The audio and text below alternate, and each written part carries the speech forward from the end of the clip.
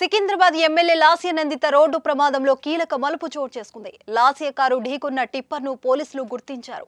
Tipper డ్రైవర్ను పటాన్ చెరువు పోలీసులు అదుపులోకి తీసుకున్నారు. ఫిబ్రవరి 23న హైదరాబాద్ ORR పై లాస్య నందిత రోడ్డు ప్రమాదానికి గురయ్యారు.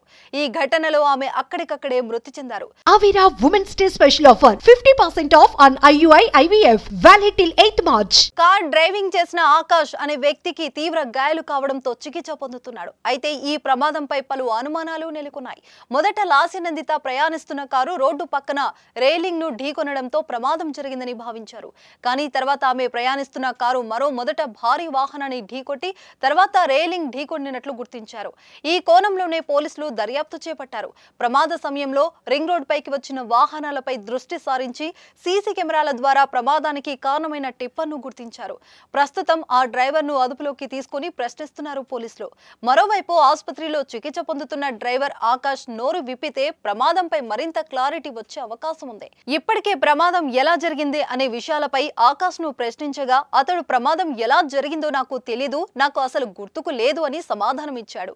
ఎన్నిసార్లు అడిగినా అదే విషయం చెబుతున్నట్లు తెలుస్తుంది. ప్రస్తుతం అతడి కండిషన్ బట్టి ఎలాంటి ఒత్తిడికి లోన్ చేయవద్దంటూ డాక్టర్లు పోలీసులకు సూచించడంతో తర్వాత ఆకాష్ ను ప్రశ్నించనున్నారు. అతివేగం నిద్రమత్తే ప్రమాదానికి కారణమని పోలీసులు భావిస్తున్నారు. దివంగత ఎమ్మెల్యే సాయన్న కూతురు లాస్య నందిత కంటోన్మెంట్ సిట్టింగ్ ఎమ్మెల్యేగా ఉన్న సాయన్న 2023 ఫిబ్రవరి 19న అనారోగ్య కారణాలతో మరణించడంతో లాస్య నందిత ఎమ్మెల్యేగా పోటీ చేసి గెలుపు పొందారు.